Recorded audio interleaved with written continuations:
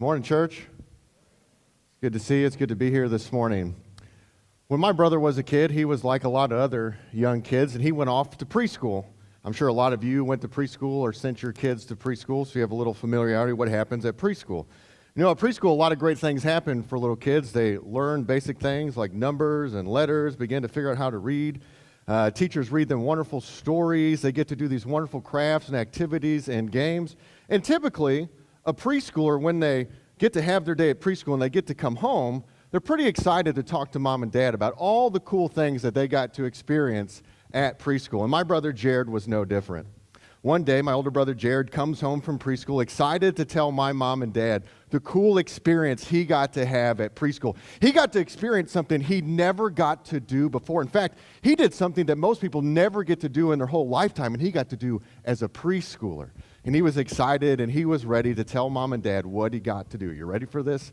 He came home and told them, "Mom and Dad, I got to ride a dolphin." He comes home from preschool and tells my mom and dad, "I got to ride a dolphin at preschool." Well, needless to say, Paul and Becky Pier were like, "Are you sure that's what happened at preschool? Did you sure you really rode a dolphin?" They were pretty skeptical that my brother, in the Midwest, we grew up in Washington, we grew up in Missouri, away from the ocean, rode a dolphin at preschool. Maybe you've experienced something like this before. Someone is telling you a story. They're giving you the details. They're giving you information, and you're like, "Yeah, that didn't happen. That's impossible. That's improbable. There's no way that that's how that event unfolded." You have your doubts whether it's believable or not. And maybe it's not just someone's recalling an event that happened. Maybe they're telling you about somebody. They're telling you about somebody, what they did, who they are, what their character is, some things about them, and you're like, "I don't know if that's true. I don't know if I can believe that about that person. Is that really who that person is? Did that person really do those things?" And you don't know if you can believe it. Maybe if you've experienced that before, hearing something about someone, you just don't know if it's to be true or believable. And it's no surprise to me that there are plenty of people on this earth and throughout history that struggle in believing in Jesus. They don't know if they can truly believe in this man named Jesus. Sure, there are people on this earth today that don't believe in the existence of Jesus. They don't think Jesus was ever a real person that walked the face of the earth. But then there's people, they believe Jesus was a real human being that lived thousands of years ago, but they don't believe in his teachings. Man, Jesus didn't really teach that. That's not really what Jesus meant when he said those things. They don't believe in some of the miracles Jesus performed. There's no way he healed a blind person. There's no way he raised Lazarus from the dead. And then they don't even believe that Jesus rose from the dead himself. It's impossible for someone who was once dead to now be alive, to raise from the dead 3 days later. And then, of course, there are people who doubt in the things that Jesus says about himself, the claims that he makes of being God and other things. Maybe you can relate to that this morning. You don't know where you stand with Jesus. I don't know if I can believe in the teachings of Jesus. I don't know if I can trust the words from Jesus or the miracles or the things found in the Gospels.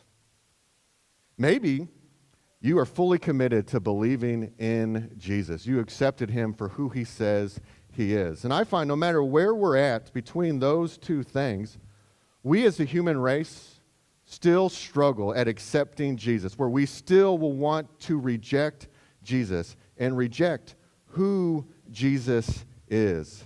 I found in our culture and throughout history, people have wanted to reject this man named Jesus. For whatever reason, for different reasons, any shape or form, they've chosen to reject Jesus. And I can relate to that, and maybe you can too, that you've spent time doubting in Jesus and wondering, do I really want to follow him? Maybe I do want to reject Jesus. So what I want to ask today is, what would happen? What would happen if we chose not to reject Jesus? What would happen if you and I chose not to reject Jesus, but to accept Jesus as someone worth following, someone to navigate our lives? What would happen if we chose to fully see Jesus for who he is, accept him, and not reject him? As Tim said last week, all of us come to this idea of believing who Jesus is. All of us in this room have a decision we have to make of what we believe about Jesus. Some of us are already there. And some of us have got our information about Jesus in some really great places that are really helpful. Some of us have got some information about Jesus that kind of leads us farther away from the actual Jesus. And that's why if we really want to figure out who Jesus is, we've determined one of the best places we can look to learn about Jesus is from Jesus himself. And that's why we're in this series titled, I Am Jesus, looking at the I Am statements of Jesus, where Jesus tells us who exactly he is. And today we're going to be in John chapter 7 and John chapter 8. If you want to turn to your Bibles in John chapter 7, the beginning of that chapter, and then we'll eventually get to chapter 8. In the book of John, John is one of 4 gospel records in the New Testament that record the life of Jesus. And John was one of Jesus' 12 disciples.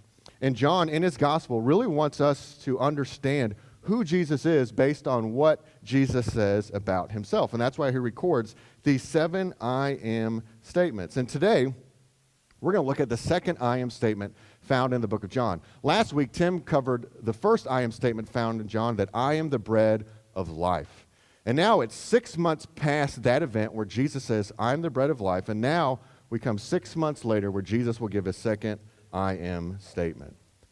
So in John chapter 7, starting in verse 2, we learn that there's a Jewish festival going on, a big Jewish celebration called the Festival of the Tabernacle. This was a major celebration in the life of the Jewish people. We learn that this celebration called the Festival of the Tabernacle was 7 days long if we look at the Old Testament in Deuteronomy chapter 16. And what they were celebrating at this festival, one was the harvest, kind of similar to our Thanksgiving, celebrating God's blessings at harvest time. But the other big part of this celebration was celebrating God rescuing the Israelite people out of slavery, out of Egypt, and leading them in an exodus to the promised land. And during this festival, it's a week long, they would do a lot of different things to remind themselves and remember what God has done to them using symbolism with different things. For example, the idea of a tabernacle or a booth is a tent, and they would place tents all around the city of Jerusalem to remind themselves of places the Israelite people stayed as they made their way to the promised land in the desert. Water was also used as symbolism to remind themselves God providing water for the Israelites as they wandered through the desert. And also fire and light was used to remind the people of how God was a pillar of fire leading the Israelite people through the desert and on the way to the promised land. All this imagery will play a big part in our text this morning in understanding our passage. Now, this was a huge festival, and it was in the city of Jerusalem, and a large number of people would come to the city of Jerusalem to have this celebration, including the religious leaders of the day. And these religious leaders were anticipating Jesus being there. They wanted Jesus to be there because this was their chance to possibly arrest Jesus, convict Jesus, and possibly even kill Jesus because they wanted to reject Jesus. We know that they wanted Jesus to be there. If we look at John chapter 7, verse 11, if you want to follow along, it says, Now at the festival, the Jewish leaders were watching for Jesus and asking, Where is he?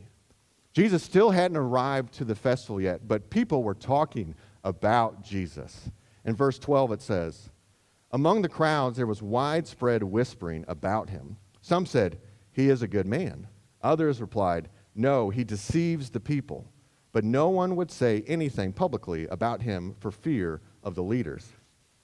So different people had different views about Jesus. Many wanted to reject him and not believe in him. Some thought he was a good man and were interested in following Jesus.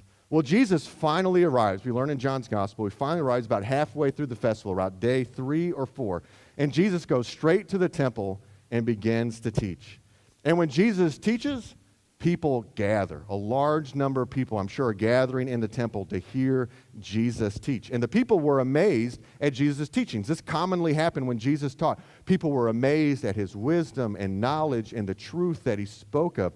And now, even though they're amazed, people are surprised. We learn in verse 15, people are surprised and even doubting, how could this man Jesus know so much? How can he be so wise? They wonder, how can he know so much if no one's taught him, if no one's led him and gave him this wisdom? Ultimately, they're questioning the authority of Jesus.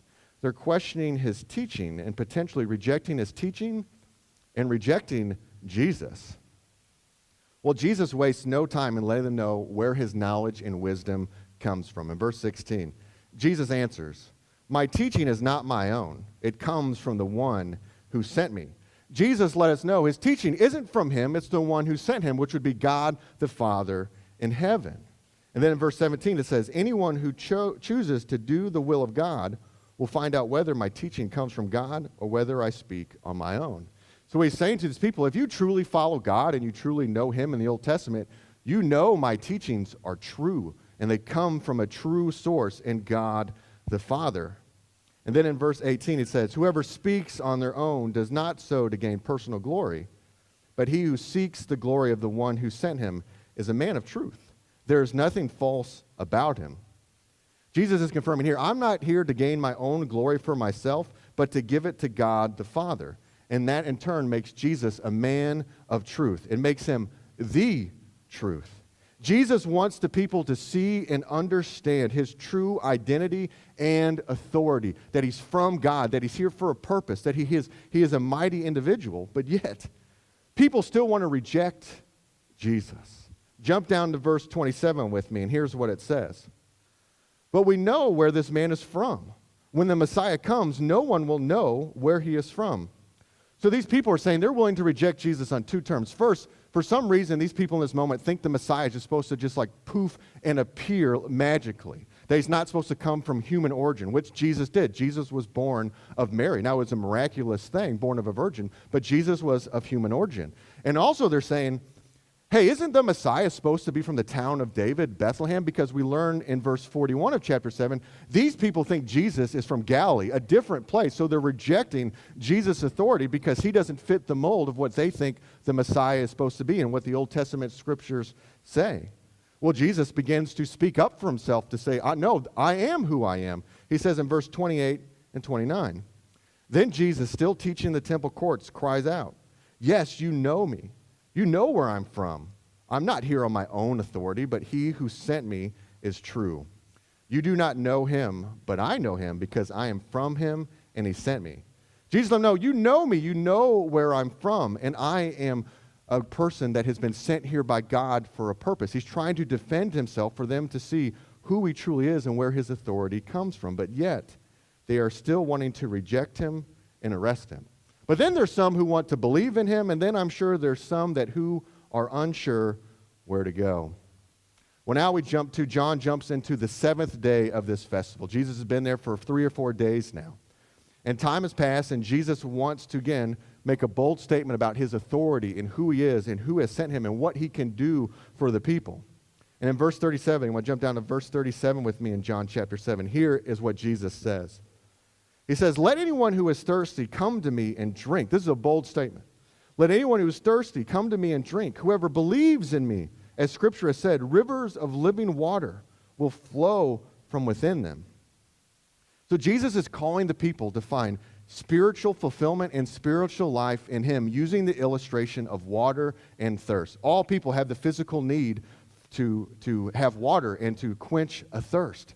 And Jesus is probably playing on the imagery of water at this festival. They would use water to remember how God provided water for the people in Israel in the desert by striking a rock. And he's saying, you were thirsty then, you were people thirsty now, but I am the true source of water that will give you living water, that will give you true life.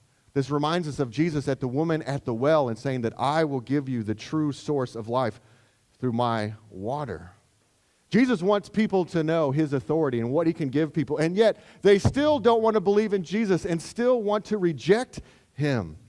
In John 7, verses 40 through 44, John records, on hearing his words, some of the people said, surely this man is the prophet. Others said, he is the Messiah. Still others asked, how can the Messiah come from Galilee? Does not Scripture say that the Messiah will come from David's descendants and from Bethlehem, the town where David lived? Thus the people were divided because of Jesus. Some wanted to seize him, but no one laid a hand on him. I could imagine Jesus' frustration as he's teaching and trying to just present truth in who he is, and yet these people are still rejecting him and what he can offer these people. They do not want to see Jesus for who he truly is. So Jesus, now it's come time for him to make a really bold statement to help these people see who he truly is and what he's here to do. So in John chapter 8, verse 12, if you want to look in there, this is where Jesus makes his second I am statement. And this is a bold, bold statement that Jesus makes. He says, when Jesus spoke again to the people, he said, I am the light of the world. Whoever follows me will never walk in darkness, but will have the light of life. So again, this is the second I am statement of Jesus. And he says, I am the light of the world.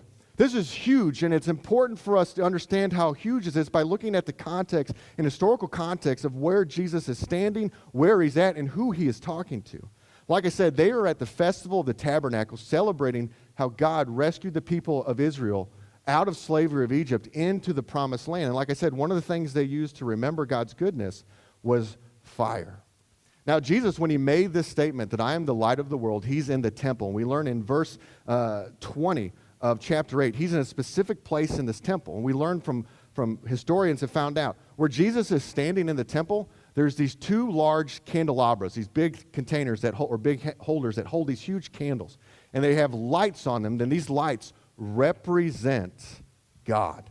For them, they see those lights in that room, it means God. Also, every night at that festival, there would be celebrations with torches and dancing. And those torches, again, would represent God as a pillar of fire leading his people of Israel. Light, again, represented God, and it represented a God they should follow.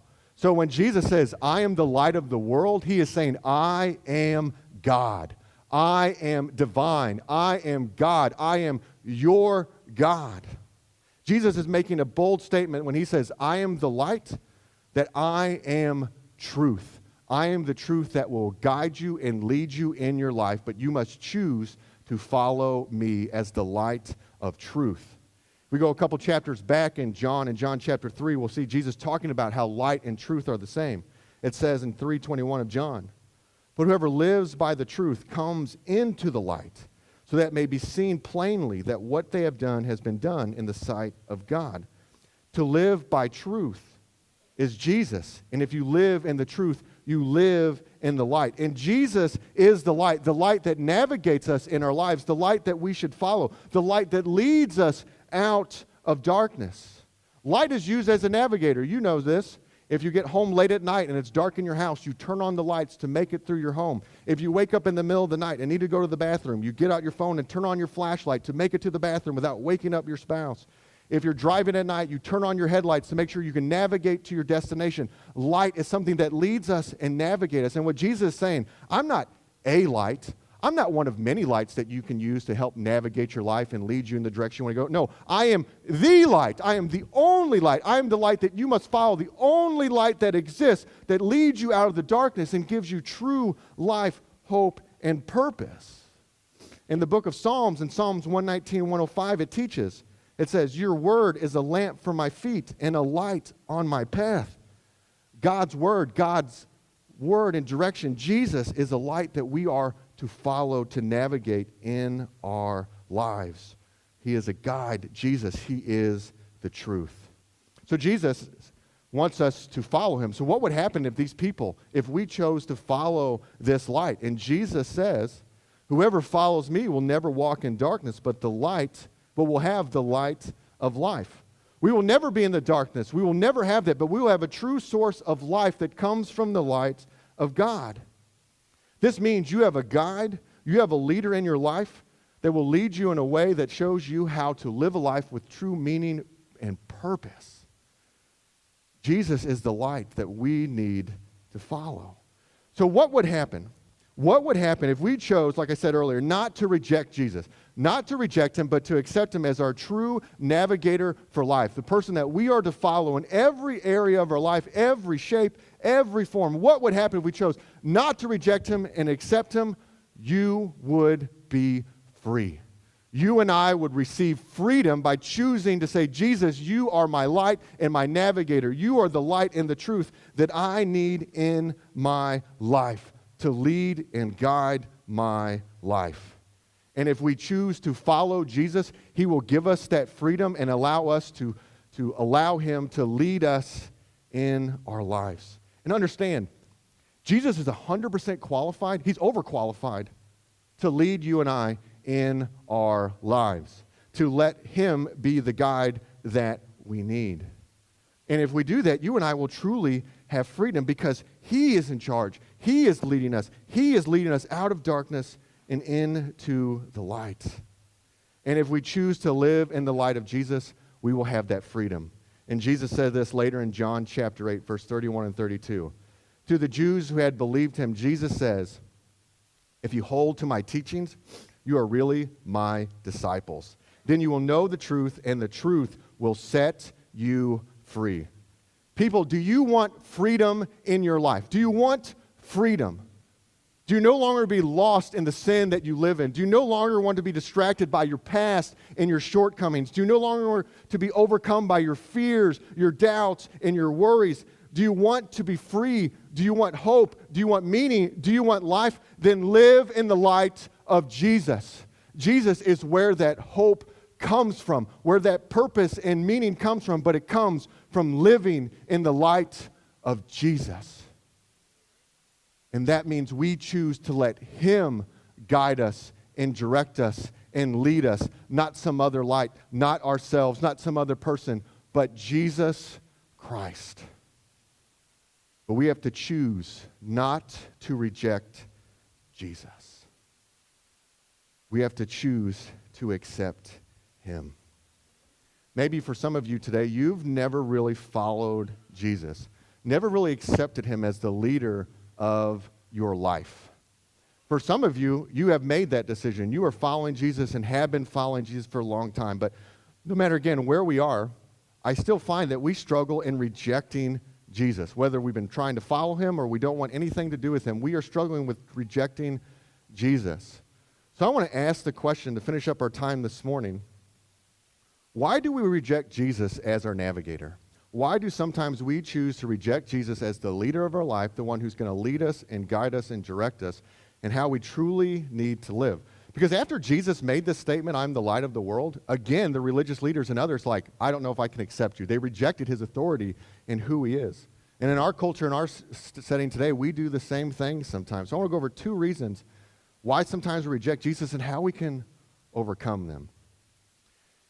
If you spent some time with me, you might know that my favorite snack are Doritos. Any other Dorito lovers in the room? Yeah, you guys are my people. I'm a big fan of Doritos. Now, I struggle to figure out which Dorito flavor is my favorite. Maybe you can relate. Like, it's either nacho cheese or Cool Ranch. The rest, they're not worth eating. Sorry. But it's just like nacho cheese or Cool Ranch. I can never decide. And when I was maybe 10 or 11 years old, I think it was a Saturday, I woke up one morning, and I don't really think anybody was home.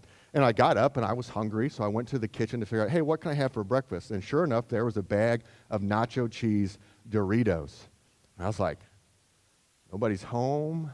Nobody's going to know about this. You know what? I'm going to eat some nacho cheese Doritos for breakfast. Now, I knew what I was doing was wrong. Like, I knew I'd get in trouble if I got found out by my dad or my mom that I was eating nacho cheese Doritos for breakfast. So I plopped myself on the couch, opened up that bag, chomp away, watch TV, and I'm like, this is fantastic.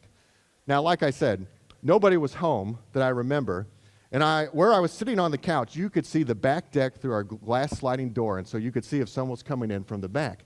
And I'm sitting eating, and all of a sudden, I see my dad walk by the glass back door, coming in the house, and I'm just like, I'm going to die. And I'm like, I got to hide. I got to do something. So dumb Aaron thinks, get up and run to the bathroom as quickly as you can. I'm licking my fingers on the way, so there's no evidence, as I leave the bag of chips on the couch, by the way, so, you know. And I go in the bathroom, and I hide.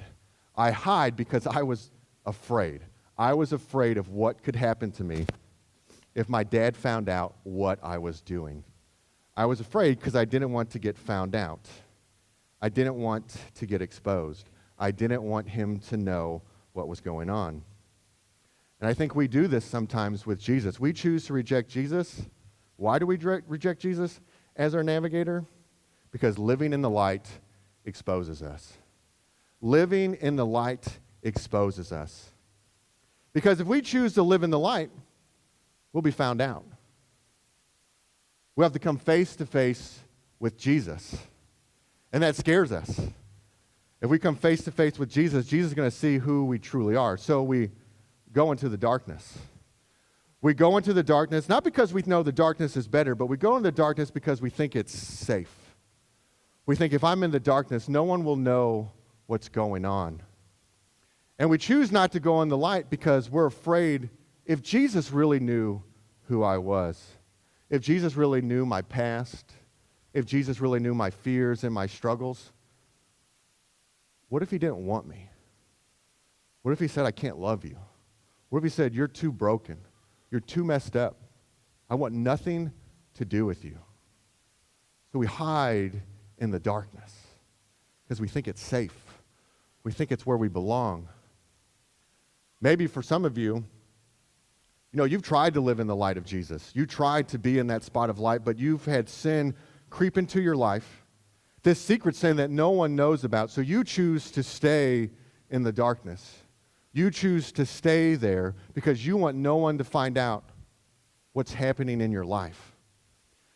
Because you're afraid if you confess, you won't be loved.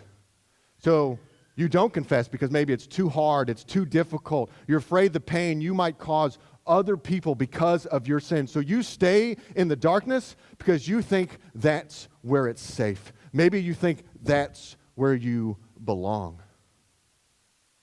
But the darkness is not safe. The darkness is dangerous. It's evil, and it doesn't protect us, and it keeps us away from the true light that we so desperately need, and that light is only found in the life of Jesus Christ. And so you and I must see that light is not something dangerous, it's not something fearful, but exposing ourselves to the light of Jesus brings us freedom. Exposing ourselves to the light of Jesus brings us freedom, it brings us hope, and it brings us healing that we so desperately need. And yes, stepping into the light of God will expose you. God will see you for who you are, your past, your sins, your fears, your doubts, and your struggles. But stepping into the light is stepping into God's love. Stepping into the light is stepping into the love of God. Stepping into light means you are stepping into a God that will rescue and take care of you and help you overcome your past, your sin, and your struggles. Understand, choosing to be in the light doesn't mean you have to come to that light to be perfect. Sometimes we think, I got to get all my life together. I got to be everything perfect. No, perfection is not the requirement to receive the love of Jesus. It's not a requirement whatsoever. And when you're coming into light, yes, you're exposing yourself to your sin, or God, you're exposing God to your sin, your past, your struggles. But God is saying, I am here to help you navigate all of that stuff now that you're living in my light. Yes, you will have sins come up. You will have fears and doubts and worries and struggles come up. But Jesus is saying, I am here with you to help you navigate that when it comes. Step into the light. And understand, stepping in the light doesn't mean all your problems magically go away. That's not what Jesus is saying. Just stepping in the light doesn't magically everything become perfect. No, what it means is now you have a leader in your life that's going to help you navigate your life in a way that gives you hope, meaning, and purpose. And I get it. It can be scary to fully give yourself to Jesus, to allow him to rescue you and to live in his light. And I can speak from personal experience about that fear of choosing to step out of the darkness to live in the light. As an adult, as a minister, I have lived a life of secret sin before. And I thought if I stayed in the darkness, everything would be okay, that I would not hurt anyone, and that ultimately I could just figure it out on my own. And the more I stayed in the darkness, the more I stayed in secret, the more pain and suffering I caused in my own life. And it wasn't until I chose to see the light of Jesus as what I truly need was I found freedom from my secret sin and found the love of Jesus that rescued me. Church, if that is you today, living in secret sin or fearing that Jesus won't love you because of your past, step into the light and you will find that freedom. Yes, it will be scary. It might be difficult, but it's the best decision you can make because Jesus is there ready to rescue you and lead you. The light is not something to be scared of. It is something to lead us. As David said in Psalm 27:1, the Lord is my light and my salvation. Whom shall I fear? The Lord is my stronghold of my life. Whom shall I be afraid? We have nothing to fear when we live in the light of Jesus. Let's not reject Jesus out of fear of being exposed, but accept Jesus as the light that brings freedom. I've had the privilege and blessing of growing up with parents that really care about me and really want to help me become like the best follower of Jesus in person in my life. And in the 36 years of my life, over time, they've given me a lot of different wisdom and direction on how to have the best life. And in my early 20s, like a lot of us, we're trying to figure out life, trying to figure out our goals, how to achieve them. And one of my desires in my early 20s is I wanted to find a wife. I wanted to find the one. And in my early 20s, I had a couple serious relationships that didn't end up working out. And in my early 20s, I met this girl.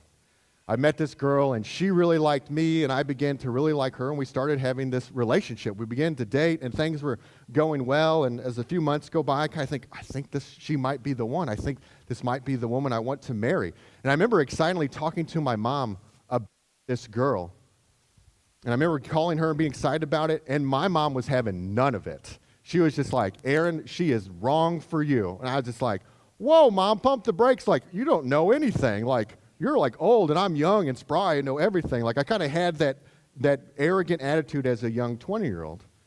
She was trying to tell me, no, this girl isn't right for you. Listen to me. Well, like the smart man I did, or like smart man I am, I didn't listen to my mom. Fast forward a couple months ago, I have this heartbreaking breakup with this girl. Hardest breakup I've ever had to experience. And I remember I was in Joplin. I drove home to just deal with it and then just be there with my parents to be encouraged. I remember just sitting in my mom's work and just crying. And my mom just did a wonderful job. Never once did she say, "Hun, I told you so." No, she just sat there and encouraged me. But she had every right to tell me, and she has told me now too, "I told you so. You shouldn't be with that girl." Now I'm obviously married to Kara. We've been married for a lot of years, but we do that, right? Someone who loves us and cares about us gives us the best wisdom and advice ever, the best guidance, and we're like, "No, you're stupid. I'm not going to listen to you." And I think sometimes that's what we do with Jesus. We reject Jesus because we want to be our own light. We want to be the own leader of our life. And I get it. It's a freeing feeling to do what you want to do, right? When you get to decide and choose what you want, you're like, yeah, this is nice. I like this. This is kind of exciting. My kids are that way. They're 6 and 8, and they've told me this, like, I can't wait till we're old and we can watch as much screen time as possible, and we have no restrictions. Like, they're 6 and 8, and because daddy's the worst, that makes them have restrictions. It's that idea, if I just get to do what I want, it'll be freedom. It will be the life that I was meant to live. If I get to make my own choices and make my own path. We want to live by our own navigation. We think what we want will give us the life worth living. We think having that freedoms to live the way we see fit is what real freedom is, a fuller life, a happier life, because we are in charge calling the shots. Some of us see those as freedoms, and I get that. I've done that before in my life too. But reality, when we focus on our own wants and desires outside of Jesus, that's not freedoms. Those are prisons.